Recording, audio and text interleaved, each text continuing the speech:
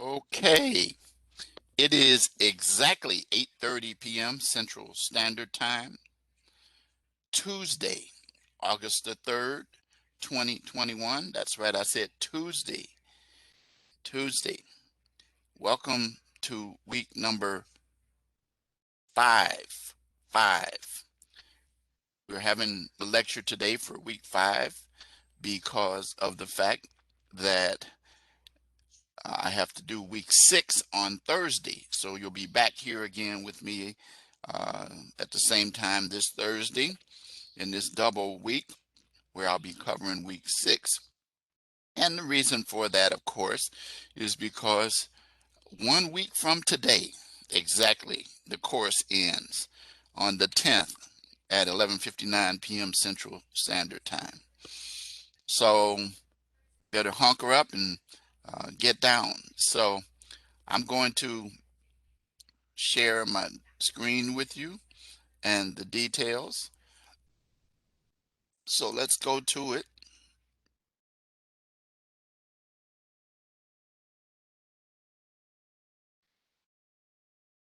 Okay, this is the home page. So let's get into the student preview mode right now.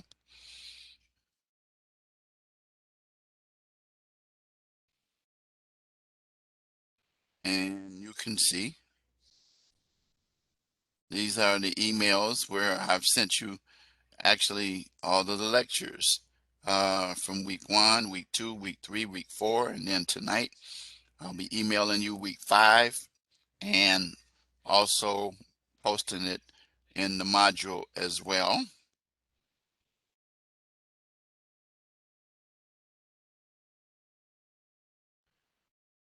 This is the grade book. So let's look at week number 5. We have actually the written assignment is warrantless searches, which we'll talk about that. And your live classroom lecture that I'll give you today, word or phrase, which will be due on Sunday, the 8th at 11:59 p.m. Central Standard Time. And then your discussion post, initial post, of course, is due tonight on DNA submissions, and reply posts due Saturday, the 7th. So let's take a look at the search here. All right, so for warrantless searches, which you should be aware is one of the huge areas, and the amendment that is evolved here is the Fourth Amendment dealing with unreasonable search and seizures. And it's important for you to understand how to properly conduct a search, especially with or without a warrant. So we have these 3 scenarios. And so you're going to deal with scenario 1, scenario 2, scenario 3. And your paper should be 2 to 3 pages, double space, not single space. And you're going to explain the basis for justifying or not justifying the warrantless searches from the 3 scenarios. Give reasons why the officer should be allowed to conduct a warrantless search or why the suspect's rights were violated by the warrantless search. Remember that the Fourth Amendment requires that before you conduct a search, you must have a warrant by going to a magistrate with and who will hear your testimony. You will provide a sworn affidavit to support it. And then if the judge determines that probable cause exists, then a warrant will be issued. Well, what we're going to be talking about today is exceptions to the Fourth Amendment. Okay. Now, in the first scenario, as a prosecutor, think about the exceptions to the Fourth Amendment search and seizure to make an argument why the evidence should not be excluded. So you're the prosecutor. Scene number two, as the officer, what would you tell the gun owner about why you took the weapons and why it did not violate the Fourth Amendment? And then scene number three, consider the exceptions to the Fourth Amendment regarding the area around an arrested person that can legally be searched without a warrant. We'll talk about that. So it's 2 to 3 pages, and you're going to make sure that you provide citations in the body to support your position. You should be able to research very well on this topic, and also should be, as it says, APA formatted with in-text citations, with a cover sheet, as well as a separate reference page. And then this reminds you about APA, which you should know by now. And finally, that it must be submitted as a Word document. That is so important. Do not submit it as a PowerPoint or PDF or any other form, publisher or none of that. It's got to be a Word document. Okay, I'm going to show you the rubric in just a minute, but let's show you the discussion assignment. So oops, wrong one. I went back too far. DNA submissions. DNA, we're going to talk about that as well. And you're going to look at and read these 2 paragraphs. And then in 250 words or more, give your opinion as to whether you think collecting DNA samples prior to conviction violates the Fourth Amendment rights and why. Be sure to provide references. You can, you generally would in a case like this. In your reply, which is due tonight, your initial post due tonight, your reply post is due Saturday, and you're going to respond to a peer's initial post. Explain why you think a difference of opinion exists and provide evidence to support your positions. And then collecting DNA from arrestees, some issues. All right, so follow those dates there. All right. And then finally, your live classroom phrase, which, as you know, would be what you learned today. And you'll put your answer here and then submit it. And submit it, and then you will see what it is. All right, so now let's go back and let's look at the rubric, which I promised you for criminal procedure.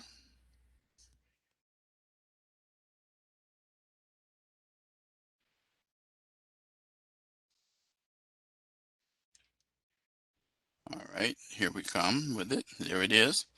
Notice your key is to get into the mastery column. That's what I encourage you to do. All right, and deal with each scenario.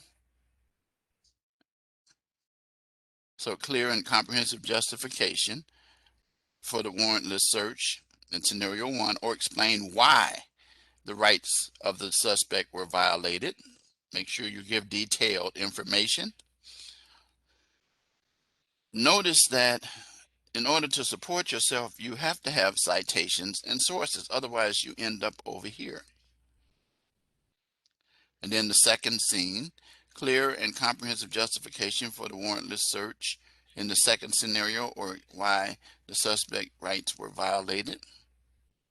And finally, in number 3, clear and comprehensive.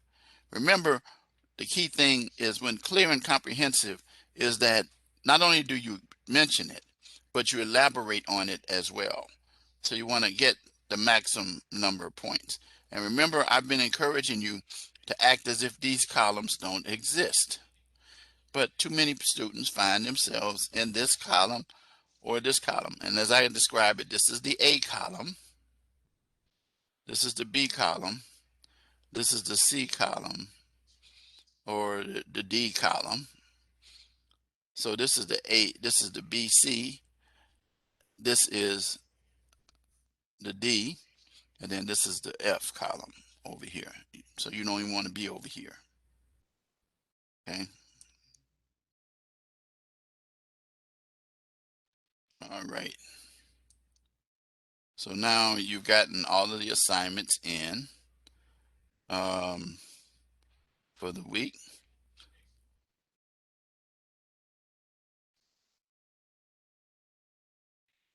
So you know your live classroom recording, which is the link here for now, but this will be changed to what the lecture link will be after we record this one. Okay. And then your live classroom assignment. You already know that. We talked about that when I showed that to you earlier. And you know when that's due, and you put your phrase in and submit it. All right. So now let's go to the calendar. And you see where we are. Your initial post is due tonight. Your live lecture, this is for, again, week 5. Thursday, week 6 lecture. Your initial post is due Tuesday tonight, and then Saturday your reply post, then your written assignment, and then your live classroom phrase. And then of course the course ends on the 10th. Your initial post due, and then your written assignments. That we'll be talking about this on Thursday. But I just wanted to remind you again that the course will be over as of 11:59 p.m. Central Standard Time on Tuesday.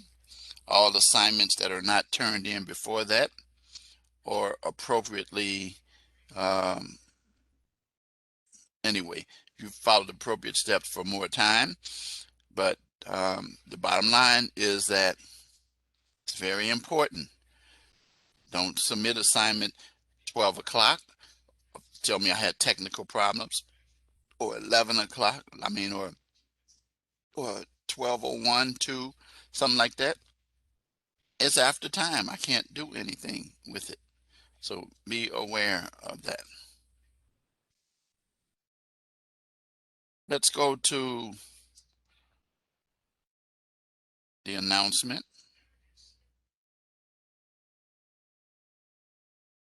for week 5. So this week, you'll see, if you pay attention to the announcement, we're dealing with criminal procedure, primarily with the 4th Amendment. And we're dealing with the purpose of law, foundations of criminal procedure, steps in criminal justice process. And then the lecture tonight, Tuesday at 8:30 p.m. And then highlighted is a reminder that I will be conducting the week 6 lecture this Thursday at 8:30 p.m. And you know the link there for that. And then the discussion assignment DNA submissions. Of course, it's due initial post tonight, Tuesday, the 3rd, and the reply post due Saturday, the 7th. And finally, the written assignment, warrantless searches, is due on the 8th, which is this Sunday, along with the key phrase, or word. Okay, remember that you're going to finish strong. And then you know what adversity is springboard to success is all about as my motto. Okay, so that's the announcements and everything. Govern yourselves accordingly. You know what to do if you have questions, to reach out to me. Of course, if you don't know, you go to the course tools, go to the syllabus, and the syllabus tells you my office hours. You can text me, email me, call me any hour of the day except the 25th hour of the day. I think you're at the point now where emailing is not going to be adequate, but more texting and or calling would be more adequate. The phone number is, of course, there, 630-660-8480. The phone is always with me, and I will be able to have you respond to your requests. Okay.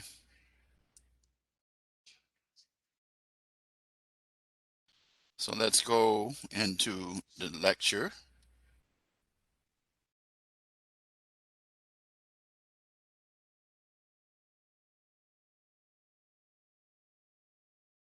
So what is the purpose of law?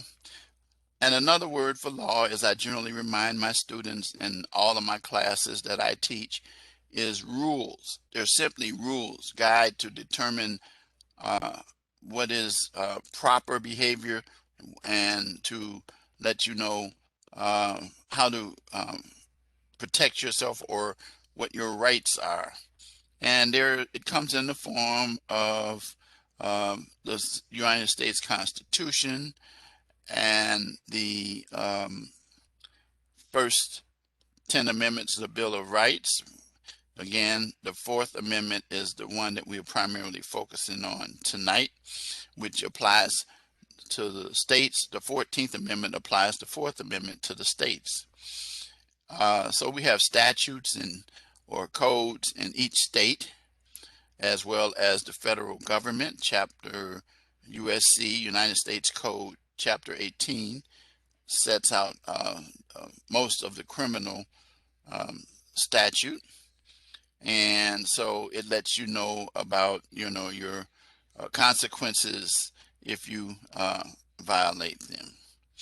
And so we want to make sure that we understand we have an orderly society, so that people can conduct themselves in a fashion so that the rights of individuals as well as the suspects as well are protected.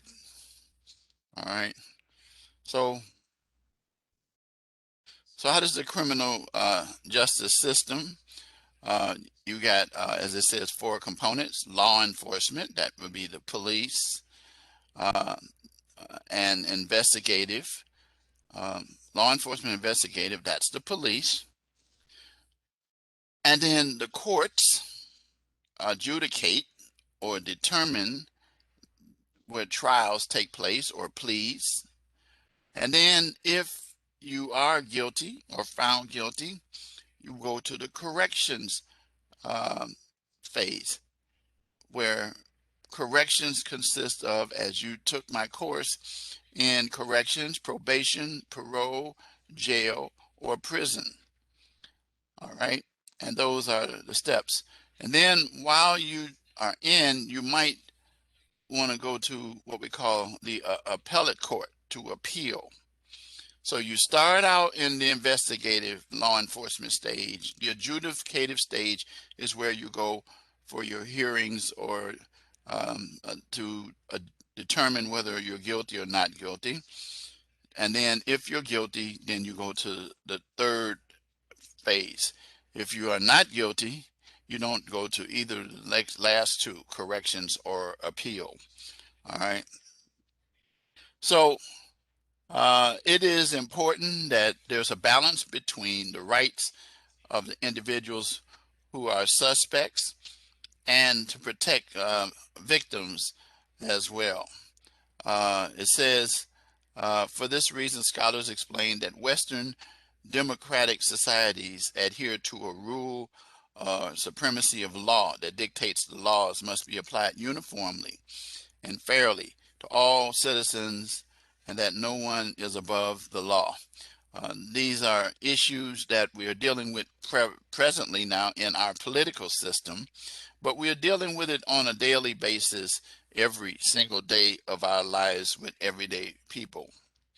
And there's always going to be debates about whether justice is meted out fairly, and the person or the parties that lose will oftentimes um, feel that the system didn't operate properly. Sometimes you should be aware of the fact that the system operates very well if the first component does a really good job of what they're doing and hands over to the prosecution, which operates in the courts, a good case without any um,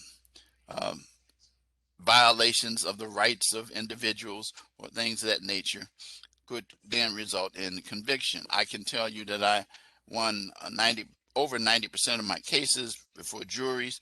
However, though, if the prosecution actually did do a fantastic job, maybe even of gathering the evidence, we might not even get that far.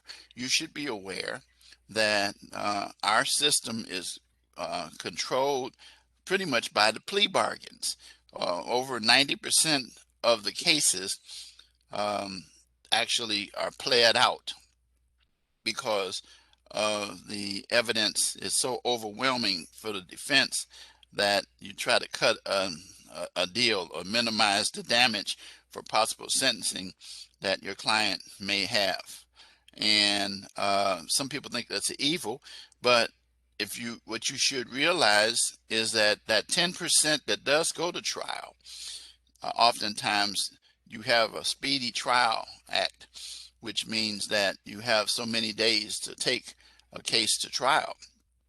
Well, to be honest with you, the criminal justice system, particularly when we get into the um, adjudicative aspect, the trial courts, there are not adequate enough resources such as judges to get cases heard in the period of time that it takes for a person to constitutionally not be deprived of a speedy trial.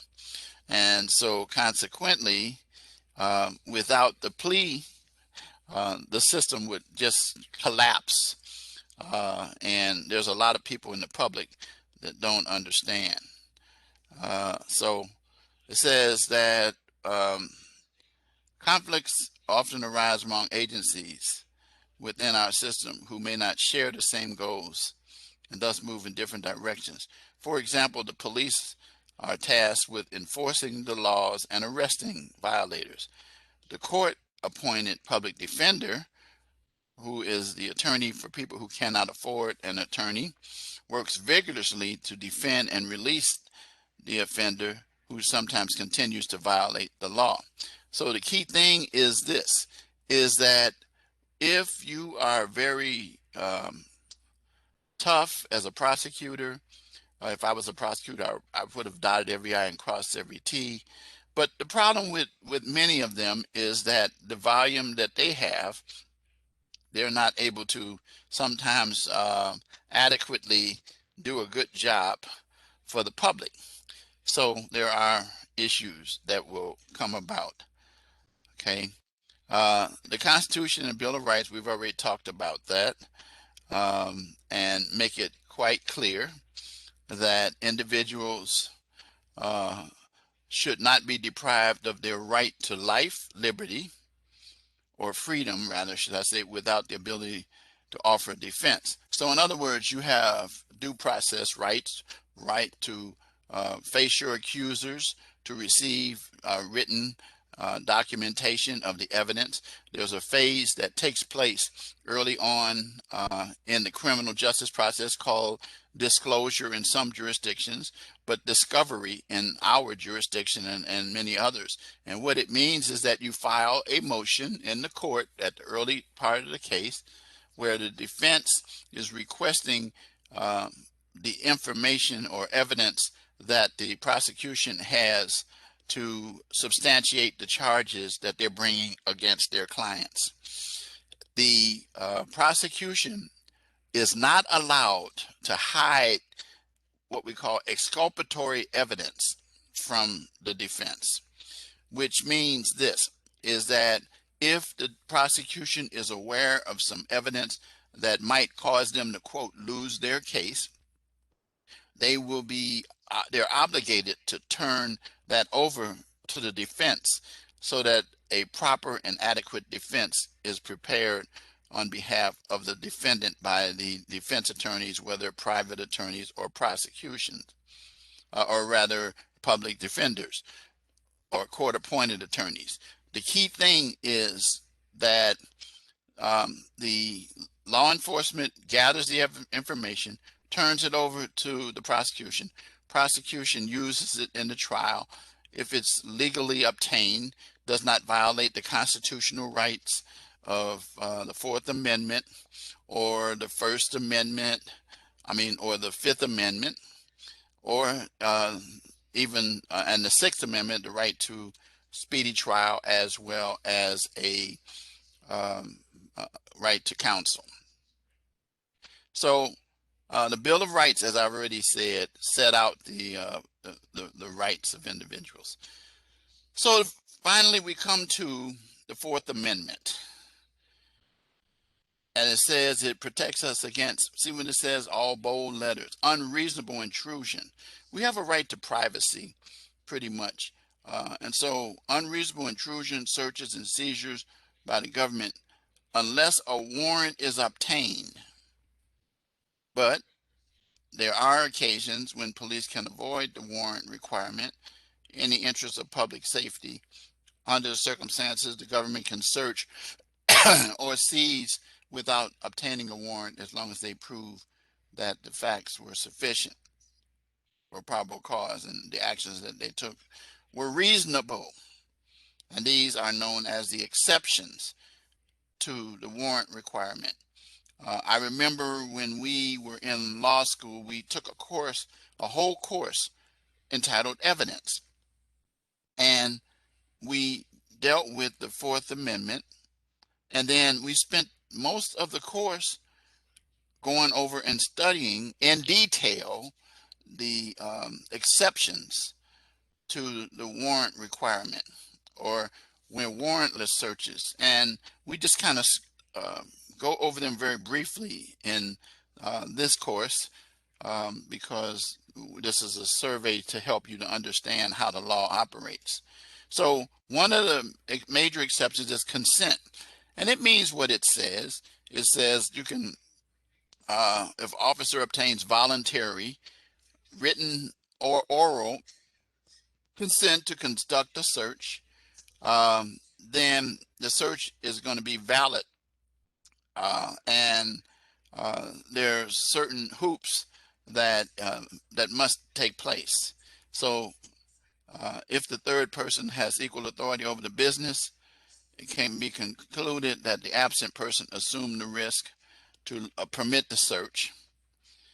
Search is not allowed if one cohabitant or roommate or business partner objects to the consent, even if one does give permission, unless they have separate, like for example, one rents one room, one rents the other. Their space consent can be given, but not the other party, or the common areas. Without unanimous consent. Parents may consent to the search of a child's living area, and landlords cannot, this is a good one, landlords cannot give consent to search if a lease or rental agreement is valid. Okay. Exigent circumstances is another one.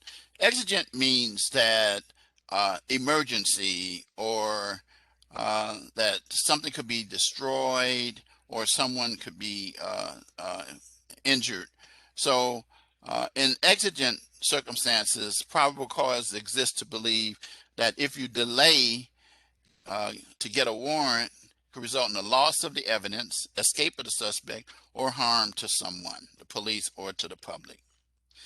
And officers are allowed in exigent circumstances to enter a home when the suspect retreats in the home and there is reasonable fear of escape. For example, if you're chasing someone and they run into the place, you don't have to wait to get a warrant to go in to get them. You can continue pursuing them. And so the question that the courts though would ask is, was the offense serious enough or one of violence? Was the suspect armed? Was the probable cause strong enough to believe the suspect actually committed the crime? And was there a strong probable cause to believe the person was actually on the premises, such as they saw the person run into the place? Did the police should identify themselves and give the suspect a chance to surrender before entry? Was there an ongoing investigation decision to arrest prior to the suspect fleeing? Exigent circumstances oftentimes exist quite regularly in domestic violence calls. Entry may be made if a person's health, welfare, or safety is in danger as well. Open view. Open view. Now, there's a difference between open view and plain view. If an officer sees contraband from a vantage point that the public could view, such as in a parked car, if an officer is putting a parking ticket on a vehicle and notices a bomb inside the car, they may go inside the vehicle without a warrant. Some might say, well, isn't that really plain view? Yes, it is, but it's more directly open view because the purpose was not to look for that, but the purpose was to go in there doing one other thing, and then you discovered something. Let's say you saw a body in there, or you saw a person unconscious in the car. Open view, you can go into the vehicle. Moving on to plain view, if an officer is conducting a lawful search, a lawful traffic stop with probable cause, or in a home where they were allowed to enter lawfully for a lawful reason, where the person said maybe you can come in, and they see the contraband inside the vehicle or in the home, they can seize that contraband.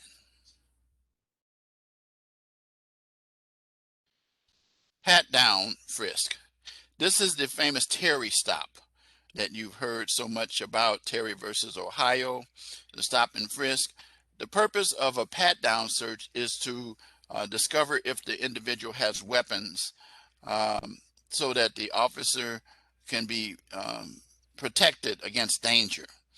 And the frisk for weapons is strictly limited to what is necessary for the recovery of weapons which might be used to harm anyone, the officer or any others. And so pat down of the outer clothing. You can't go into the pockets unless you establish that. Let's say, for example, you pat a person down and you feel what is a gun. Then that's a different, you don't have to wait to get a warrant. That goes within it. But this may include, but not limited to, prior knowledge that the individual carries a concealed weapon, prior suspicious behavior, observations such as bulges consistent with carrying a weapon, or prior knowledge that a suspect is a verified member of a gang to carry weapons and their behavior warrants a Terry stop. Now, let me say this. Unfortunately, where officers mess up is that they feel in the pocket what someone might consider as a bag of marijuana or a rock or something, not a weapon, and they will reach into it. you've messed up. You have messed up. Unless the person takes it out or says that you can go in their pocket, but you generally the person will take it out. So a knife or a gun or something like that is primarily what the pat down search is for. So search incident to an arrest. It means that you can search a person who is lawfully under arrest. You can search the area in their immediate control, such as the area in which the suspect arrested, such as the home or vehicle. Now, if you arrest me in the living room, you cannot go throughout the house and check throughout the house. Immediate area does not extend to the entire house. It's in an area in which the individual could reach the items, and that's how it works. So be aware of that. The custodial search is one of the final ones. Then there's some others, but these are the main ones. Officers shall thoroughly search the persons who are taken into custody. The search shall be conducted as soon as possible after the arrest and before transporting the person. Evidence of crime which is discovered in the course of a valid custodial search can be used and would not be able to be quashed by a motion to suppress. The method that attorneys use, defense attorneys use, to have information thrown out is a motion to quash, not squash, quash, Q-U-A-S-H, the evidence. And then these are the sources that are utilized for that. All right. So now you know about the exceptions. All right. The foundations of criminal procedure. This is a quite frequent pose for me, where I stood before jurors, and you'll notice pretty much that there's 2, 4, 6, 8, 10, 12.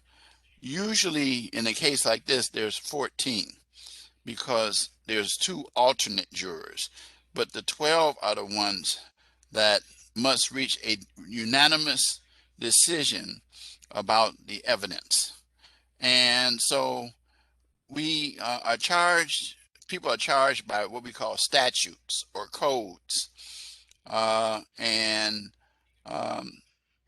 It lets the parties know clearly what they did wrong. Elements of criminal procedure are the rules governing the proceedings by which the government enforces the law. And these are codes and procedures. And so as a defense attorney, we are going to require that the prosecution not violate the constitutional rights of our clients by any steps or any phase within the trial process. For example, you have a right to be protected against unreasonable search and seizure. That's the 4th Amendment. And against self-incrimination. That means you don't have to testify. The 5th Amendment of the Constitution is involved there. If, for example, the Miranda rights have been violated and not given to a person, as you should know that when a person is taken into custody and you want to question them, you have to do what we call Mirandize them. When that means is that you provide them with the opportunity to be aware of their Miranda rights, you know those, the right to remain silent, and let them know that anything they say can be used against them. The right to an attorney during interrogation, excessive bail. A lot of people think that the 8th Amendment means a right to bail. No, the right to not be subjected to excessive bail. And then, of course, the 6th Amendment, the speedy trial by a jury or judge, and the right against cruel and unusual punishment. Cruel and unusual punishment has been defined.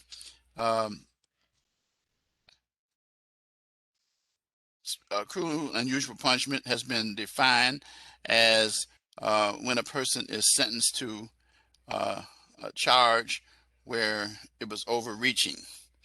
For example, is the death penalty cruel and unusual punishment? Well, the case of Furman versus Georgia says that it is not. It is not. And it is very important for you to be aware of that. But there are certain due process rights that go in with that.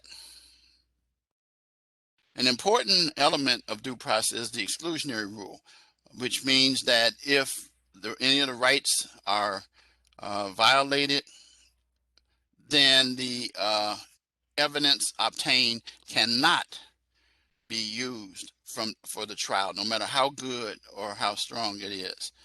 And I talked about Miranda. I talked about the Sixth Amendment right to an attorney, and they work hand in hand. It is important to understand these rights are open to interpretation, and the foundation of these rights were not originally enumerated in the Constitution, but came through cases, such as the right to an attorney, through Gideon versus Wainwright, which provided the right to an attorney, and cases of that nature.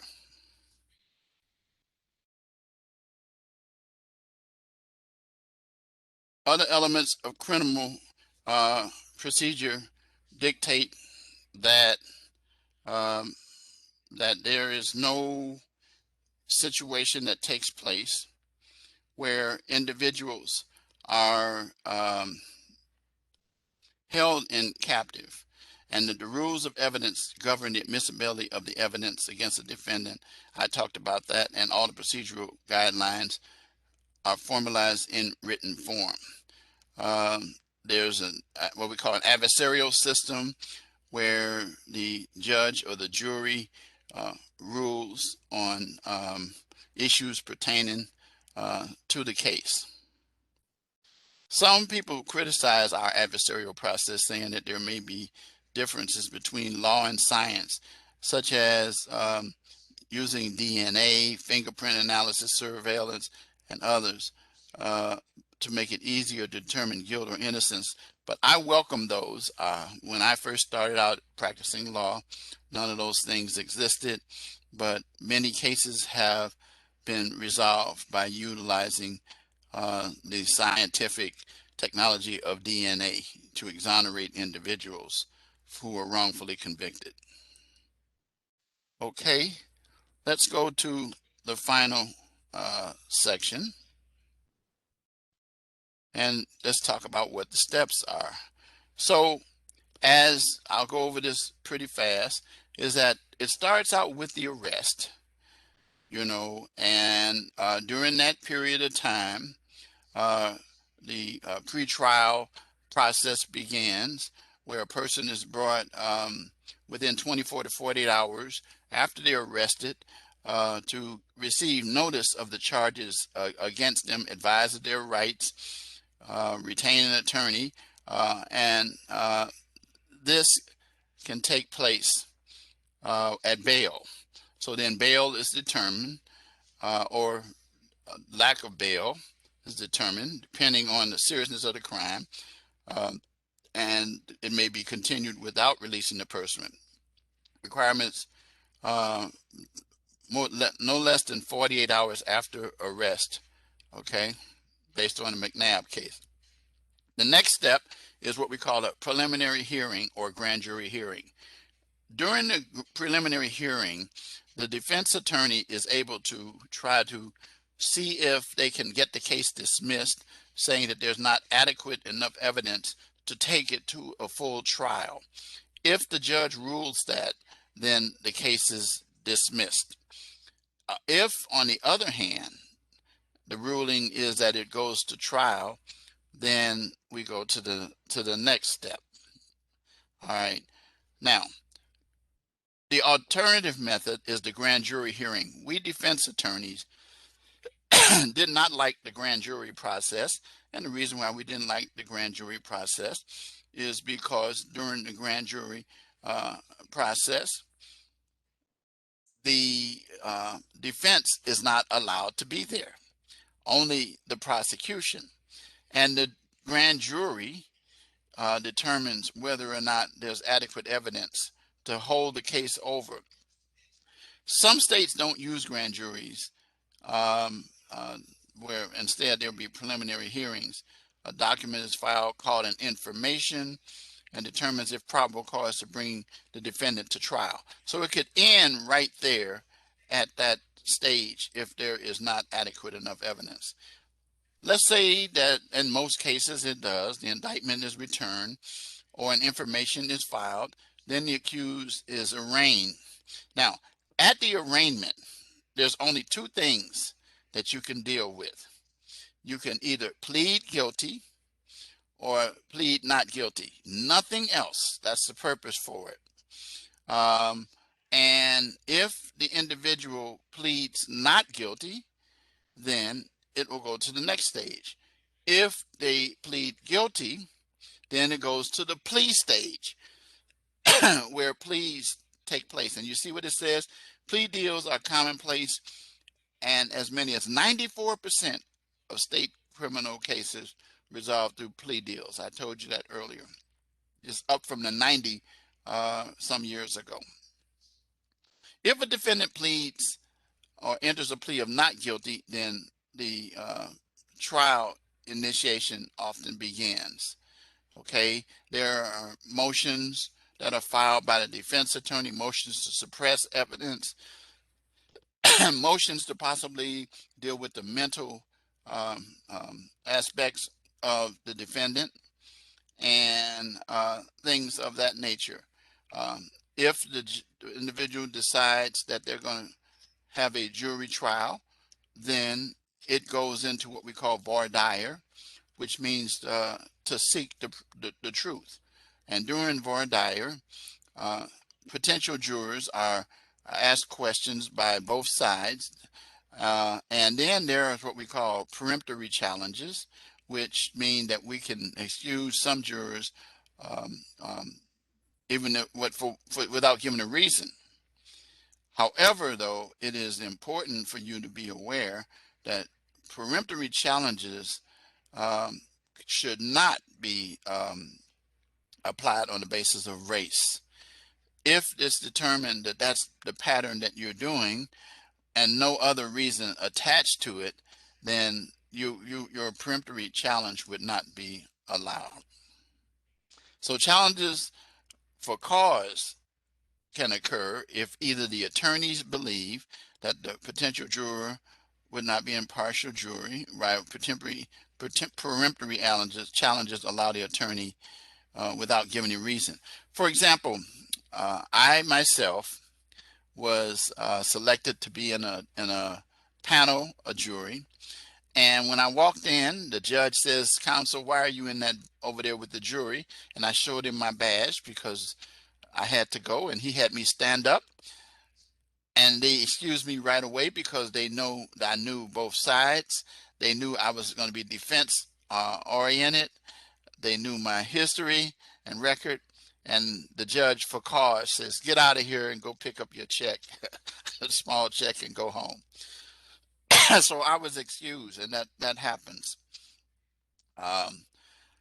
Once a jury is selected, the opening statements are made by both parties. And then after the opening statements, three types of evidence. There's what we call direct evidence. Direct evidence proves a fact without requiring the judge to draw an inference. So that means something that's provided a tangible or statement.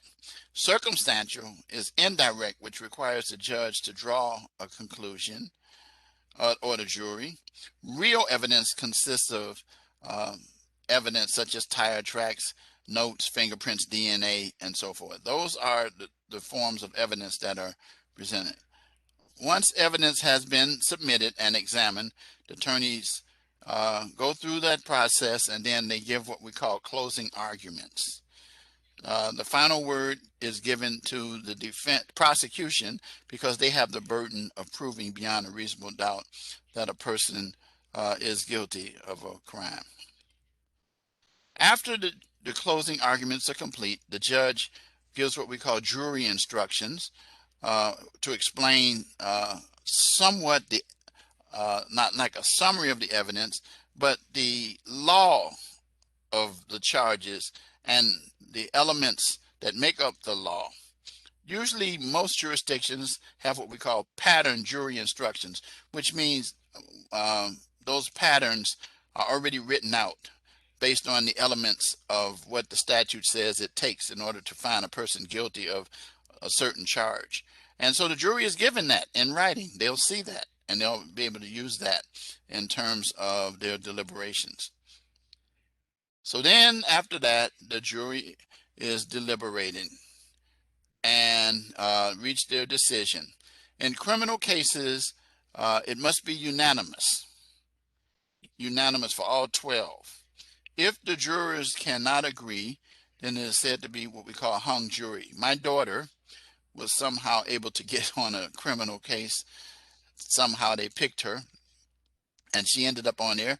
They selected the foreperson, which is one of the first things that they do when they go into deliberation, and she was it. Well, the bottom line was that they all 11 said guilty. My daughter said not guilty, and they couldn't break her down. They couldn't break her down. And so it was reported to the judge that they, even after the judge will send them back to have them to check again to see if they can reach a unanimous verdict. And if they're stuck, even if it's just one person, then the case is going to be determined a mistrial, and the prosecution determines whether they're going to retry that person or let that person go. Well, in the case I was telling you, my daughter, they did retry the young man with another jury, and yes, he was found not guilty, so she said she was right. All right. And so once the verdict is rendered, if it's guilty, then the next stage is sentencing, and imposed by the judge, and the sentencing normally occurs at another court date after that. So, and then you have appeals that are automatically requested, usually for 30 days after the decision there. And that's how the system operates in the criminal justice. Okay, so that's about it for me. I'm going to say that I'm going to give you a key phrase, and here it is. Get ready for it. Probable cause. That's it. Give me probable cause and you'll get your points. Well, that's it for tonight, guys. I'm going to see you again this Thursday at 8:30 p.m. Central Standard for the final time for this course. So I will see you then. So have a good one. See you in 48 hours.